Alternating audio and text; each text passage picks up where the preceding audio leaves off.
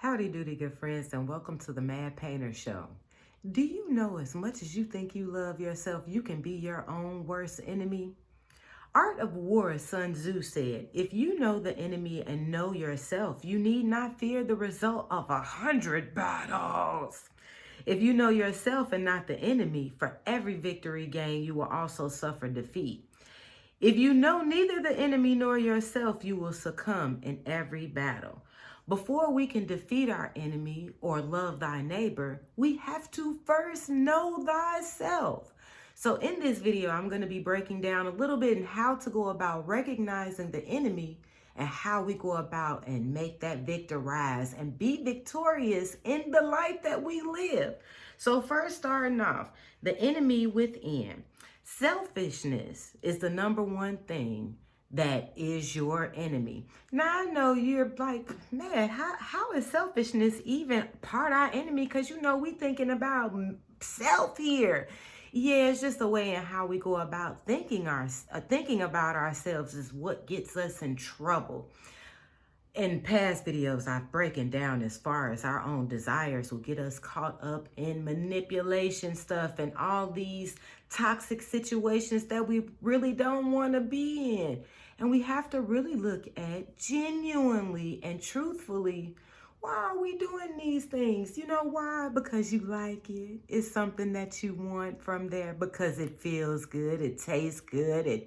It sounds good. Whatever it is that's good to you and why you like it, that's what it is.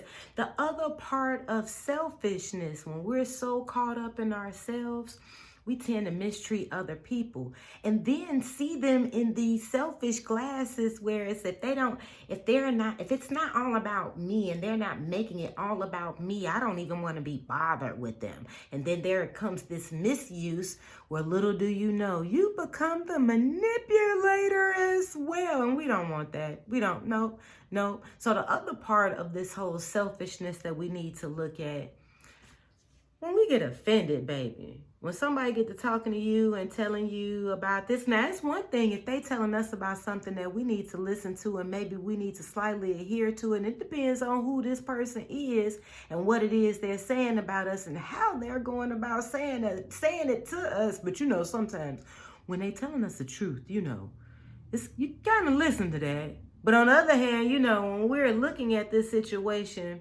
in a selfish point of view, and people are talking about us and telling us about what we need to change, and as far as us, we're not trying to pay no attention to that ain't got nothing to do what. And then we'll be so caught up in ourselves and our desires and what it is that we want, we really have no clue who we really are. I was just watching this movie and it was a relationship conversation. And the woman was like, and he told me once before, my heart is incapable of loving. And the guy was like, well, is it? And she was like, I don't know. Baby, this is stuff you need to know about yourself. You need to know, because you know why? Because you sat and done the research with yourself and found out like, yes, I am. No, not at this moment. No, I'm not. But I feel like that, or even none of your business. But I feel like that answer shouldn't be, I don't know. I could see if it was somebody else, but that whole thing I read earlier, no, we getting to know thyself, others, all the whole shebang here.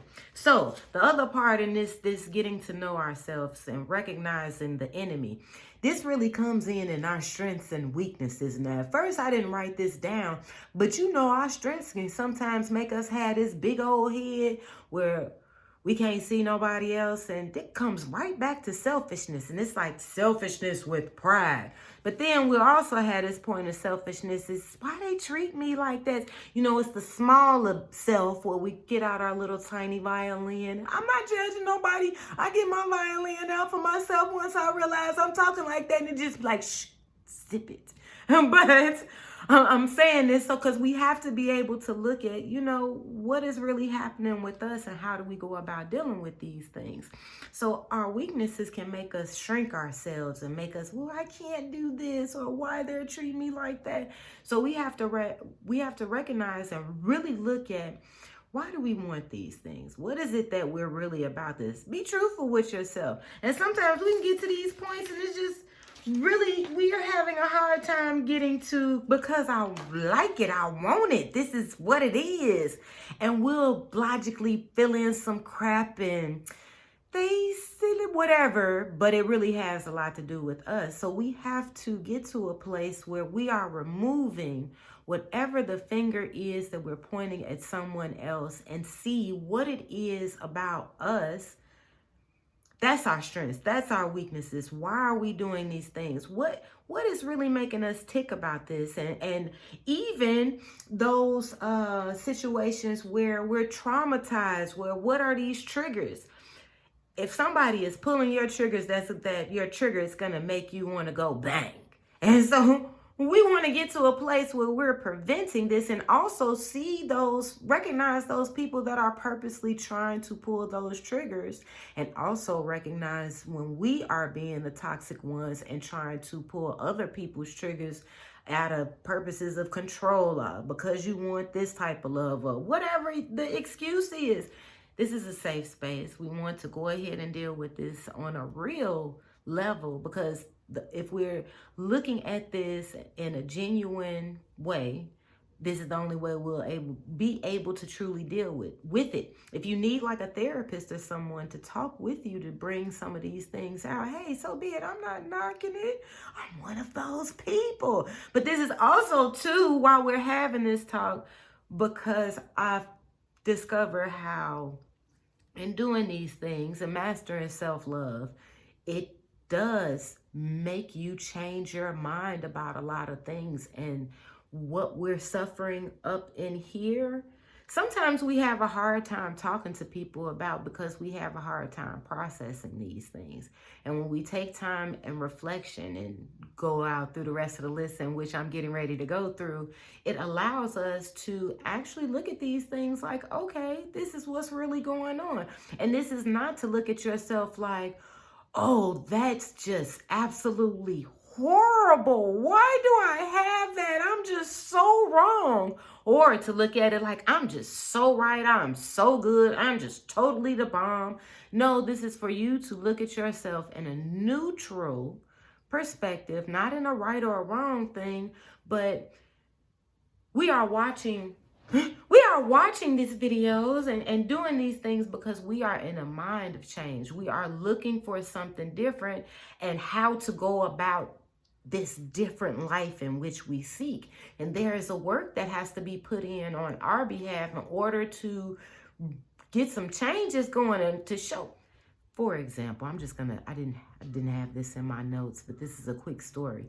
When I was first in the process of, I was like 200 and something pounds. I was first in the process of trying to lose weight and get that weight off of me. And so I started going to the gym. And after a while of going to the gym, it was a guy who was working people out there. And he saw me. He was like, I see you coming up here consistently. And I'll show you how to get this, how to do this. When you step out there and when you are willing to learn, when you're willing to change, your teachers, your mentors, your coaches, they'll be presented to you. But it takes you to step out and be like, I want this. I want this so bad. I'm about to seek it out. And so we're going to this next part. So we want to neutrally look at these things and just observe it like an analyst. We're not seeing what's wrong with us. We're not seeing what's totally right with us. We're just looking at ourselves and seeing what type of person we are, because there are things about us that we are interested in changing. Some things we can change, some things we can't change. But this is what this is all about, because baby, this is all about loving you. And when we get to this area and seeing that how this selfish part of us really does us no good, that's the part we have to get to, is that when it clicks like, so you mean to tell me all this time that I've been wanting so-and-so, they not benefiting me none whatsoever. I'm so sorry, the crow threw me off because they asking for some food. But back to the video. I'm coming, guys. Hold on. Okay, so after we are taking some time out and reflecting on self and really having that truthful talk, like, why did you call so-and-so? Because I want to talk to them. I'm lonely. I'm bored. I want some. Whatever the excuse of it is and really being for real and how you feel about that and not being so quick to react, but paying more attention to like, wait a minute, what's going on here? So in this reflection time, I have, because I've gone through this stuff myself. This is why I'm sharing this stuff with you. I've gone through periods of beat myself up, because that's why I'm telling you, don't look at this as a right or a wrong thing, because in having time to reflect on myself, it was moments like, oh, you was bogus for that, because you know you was wrong. And it was like, yeah, you was. I was bogus. But when we knock on love's door, hello, love, are you there? It's going to open the door and answer. So in this love, and particularly, I am speaking of God. Because what I found out, when we're asking God in on these situations and like just asking him, reading his word like, God, what's going on with this? He has a way. Now, he has a way of showing us things, of correcting us. People think this whole correction thing is so bad. Oh, I don't want to be corrected by God. It sounds like I'm going to get my A whooped. And I want you to look at it like this. You're going through school. If you were never corrected on the mistakes that you made throughout school and spelling your name and reading, you will continuously be making these mistakes right now. And it's what will be the excuse? And I mean, it's because no one corrected you and you thought that was right.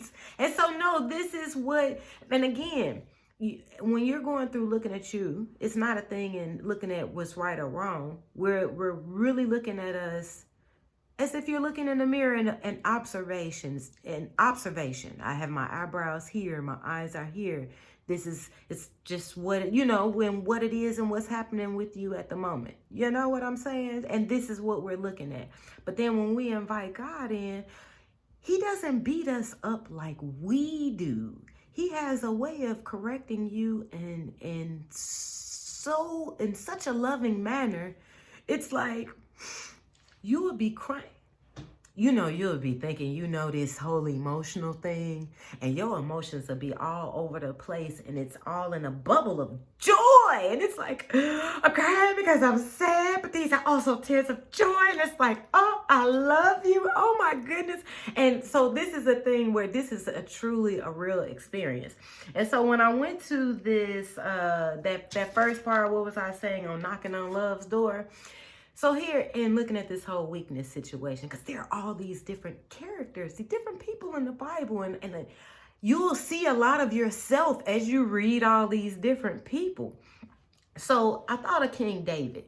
King David, here is this fly. I opened the window for him. My apologies, I digress.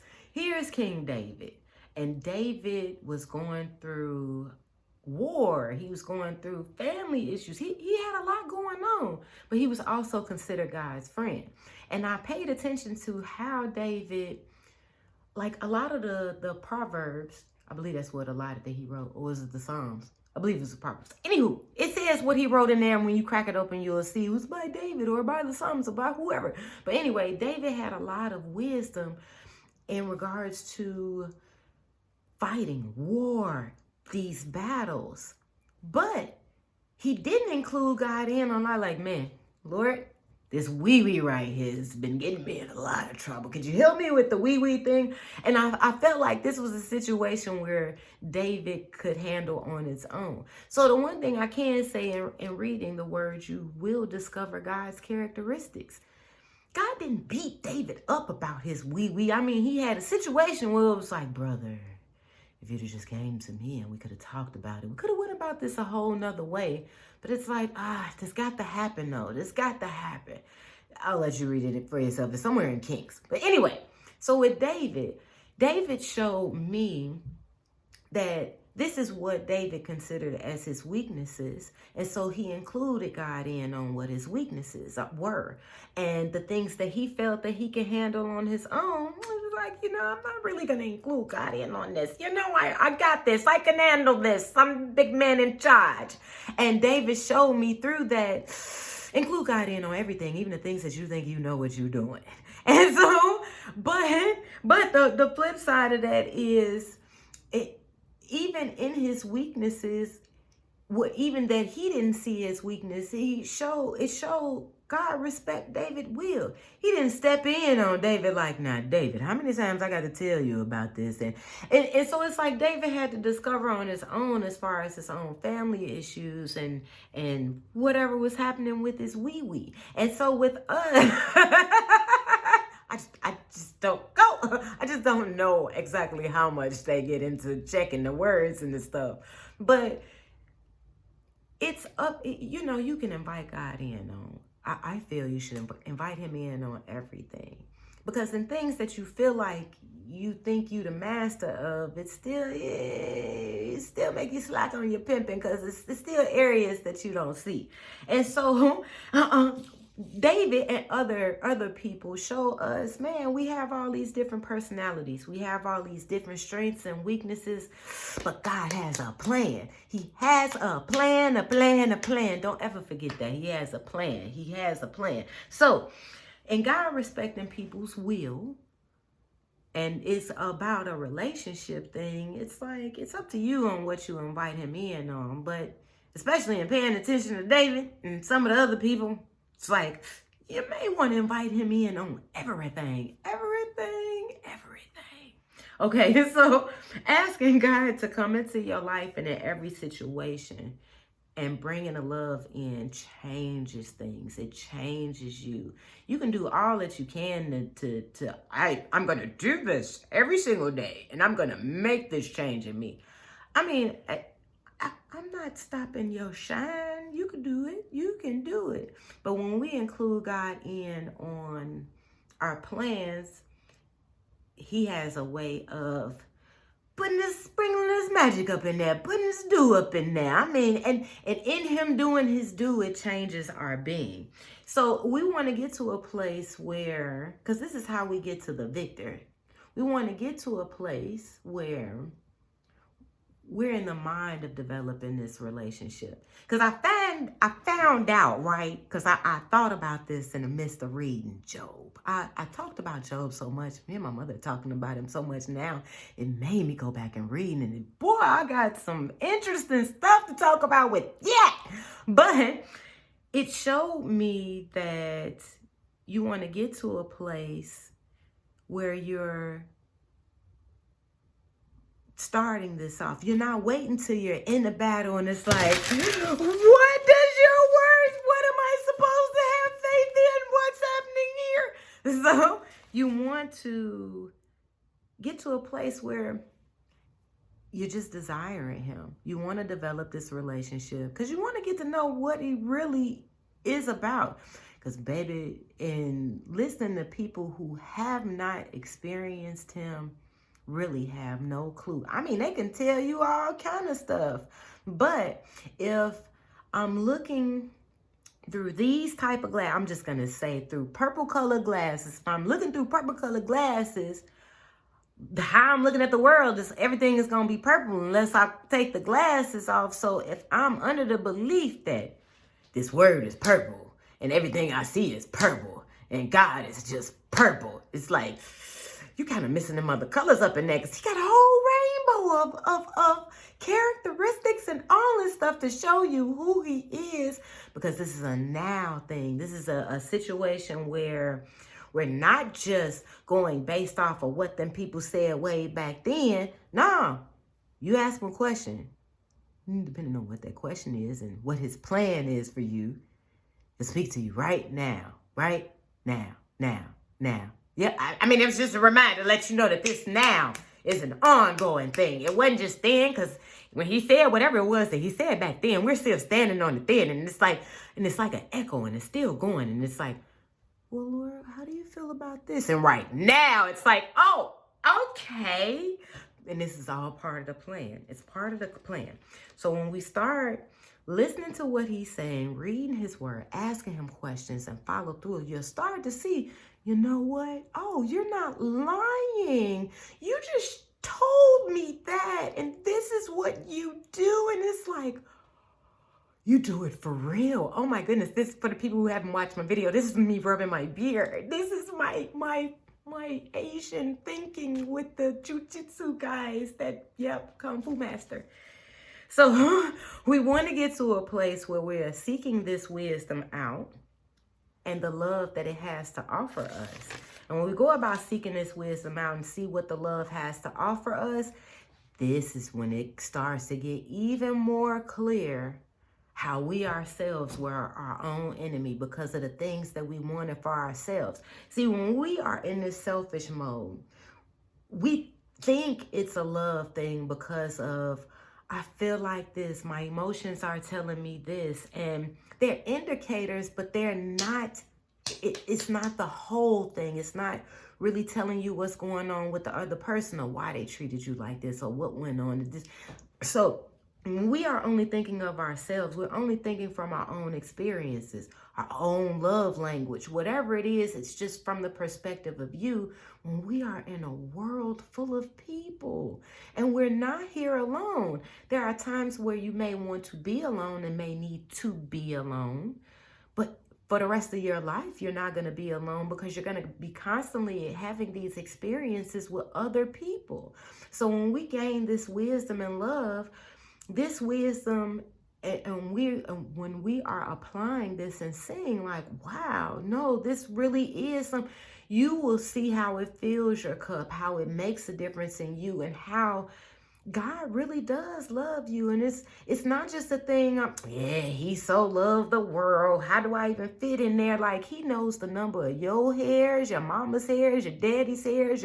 He can pull it up. Like, it ain't even like a file system thing. It's like, oh, it's this. It's a love thing. It's an intimacy thing. And it's one of those things like, this is why I'm talking about it so much, because you have to get to a place to experience the difference with him, because you've already had the experience with you and what you want and what you're willing to do for you. But you'll find out the more you get to know God, how you're more interested in doing his will. And it's not a thing of, do my will or you go to hell. I mean, you find out you put your own self in hell on earth because of the decisions that you're making, because of the lack of the wisdom that you're having on yourself, the other people, the situation, etc., etc., etc. So how we go about being victorious, knowing thyself, knowing the enemy, loving our neighbor, is researching God. So in this researching God and reading the word and following him and listening to what he has to say, this changes how we view our struggles. So in looking at this Job situation, because I'm not even going to get deep into Job right now, but and I paid attention to how I went into reading Job this time. And when we are listening to others who have their own agenda and how they want to represent God, it can steer you in the wrong direction, and it's not really giving you life. And so in listening to Job's friends and how his friends talked, I didn't pay attention to this the first times I've read the Bible, but this time I'm coming from a different heart, a different mind, a different perspective, and actually in a walk in a relationship with God. When I read what his friends were saying, it revealed to me the sensitivity that I have to the truth of the word of God. And this is what he wants you to have for yourself. And as I read what his friends said, what his friends were saying to him, and just starting off, because I haven't finished it, I'm in the middle part, but just starting it off, part of it hit me here and the other part hit me here. The part that hit me here was all lies. I don't want to say all lies because it was knowledge in that stuff, but it wasn't the full knowledge of God. And because they had not experienced God, and because of their lack of experience, they could not speak on what God would do, say, no matter how much wisdom of God they had from whatever writings or whatever discussion, whatever it was that they had from that.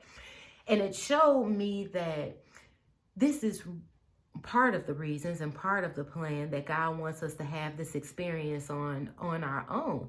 It doesn't matter your name, your title. This has nothing to do with what gang, and I'm cracking jokes here, but it has nothing to do with what gang you represent. If you're going to be a Lord or a disciple, know what I'm saying? So it has nothing to do with that. It's up to you on what you choose, but at the same time, this whole thing is about relationship. And in the midst of us going through these different struggles, it's not so much as a, why me, God? Why are you putting me through this thing? What's happening with this? This is to change us. We are in transition. Every struggle is in transition to better help us to get to this kingdom-mindedness and not be in a place where we are constantly stuck at this earthly thinking and thinking, well, what we can do. I can't do this, I can't do that, or I'm the one who does this and I'm the one who does that. When we look at God and see how God has this ripple effect, because I mean, our thinking can only go so far, but when you get to a place where, because it'll start off when you're doing this walk, it'll start off, well, is that you, God, that said that? To once it starts developing like, that's what you want me to do? And then it develops even more and it becomes, yes, sir. Yes, yes, yes, Father. This is whatever you want me to do, because you'll see the whole thing is for you to experience that He's a now God. He is a living God, that He loves you. He loves you. Like, this love is so real that He pays a visitation itself. Like, hey, my child, how you doing? So this is why it's a thing where it's like, if you hear people talking about it, it's like, it's scary, because it's a thing where it's like, okay, you talking to him and you kind of expecting him to do something, but it goes beyond your imagination. It goes beyond your thinking, and He shows up and shows out, and it be like, yo, that was cold. And I mean, I know it sounds crazy. I don't know if you heard anybody talk about God like this, but this is like a real loving relationship. This is what changed my life. And it's not a thing where if you say these words, you won't go to hell. And this, I mean, I get all of that, but this is a thing where it doesn't matter what set you claim. This is a thing where seek them out. Seek them out for yourself. Ask them questions. Read the word for yourself and be willing to gain this experience for yourself. Because what some of these other people are talking about, they have no clue. And they're creating confusion. They're not giving you life. They're not giving you wisdom. It may be partially there, but it's not of God. And you want to know for yourself what is of God, because God really looked like, God is using me. He loves you so much. He is using me right now. And my cup is running over with this love, because it's like, it needs to be shared, because they need to know, because this is, it's like a hug. It's like an embrace. Like, you, even when you get your booty whooped, it's like, but my child, I still love you. It's like, I get why you beat me. I understand why I got that whooping, because, but I see you, because it ain't like you whoop me like that and you still right here. You ain't leave me over there. And it's, oh my goodness, this is like one of them things, like people trying to get you in a place to either be in their, help fund their business or get you to following them. And that's not what this is about. This is a thing where you want to have this experience on your own and really, really know that this is real. That's really real. So, and it's let go and let God. I had this, the video. What does it mean to let go and let God? I break that down. But we want to get to a place where we are really trusting in God, because there is a lot. I mean, we are playing whatever, but there is a lot that we really cannot do. And once we recognize that this stuff is out of our control, and then we put our focus on Him, because this struggle, all this stuff that you're thinking is super difficult, is, man, sometimes it just be some stuff you can't believe all this stuff is happening all at one time. Study, my friend. Study, read, ask questions, open your heart to God and ask Him a question. Ask Him, what or whatever that is that you've been wondering about, ask them. Ask them about. Take time out and get to know them, because this is a loving relationship. And so what I was saying, I was kind of rest there. And I'm seeing my time going. What I was saying earlier was, we'll get to a point where in these struggles, we'll be thinking that God is beating us up. And because some stuff is set up because of consequences. Some stuff is set up because we need to be transformed for where we're going. And God wants to show us who he is. Because if everything is going all good and I got this, I got that, I'm thank you, but I got everything I need. It's bigger than that, because you have a purpose that you're going to need more than what you got. And God is showing you that. And he in a relationship. So in the midst of him showing you who you are while you're learning about him, he will also show you his promises, his characteristics, the characteristics of man and the characteristics of your enemy. And as you are learning about all this, and this stuff takes time. This is not just something like, I read the whole book. I got the whole understanding there. I know it all. Be willing to be a forever student, because God, man, when you're willing to learn about him, man, this changes your relationship, because then you'll find out there's more about your partner. There's more about your friends. You thought you knew everything. Nah, and it's what makes life exciting. I love you guys. God loves you even more. We are made to be victorious. God made us to be more than just conquerors. You know what I'm saying? We here to experience and live life to the fullest and share this love with others. And he want to give it to you, because how you going to share something with somebody you ain't even got? And this is why he wants your cup to run over, for you to be fruitful. And what is that? Fruitful and abundant and fruitful. A whole lot of fruit and seeds and all that. He wants you to have all that. So it's not just a thing like, I'm trying to, you're not going to make none of this. I'm going to make you so weak, just knock you out the game. Nah, you may feel like that, but it's to show you who he is, to change your thinking, to change your mind, to change your thinking and your mind, the same thing. To change your heart and your actions. I love you guys. God loves you even more.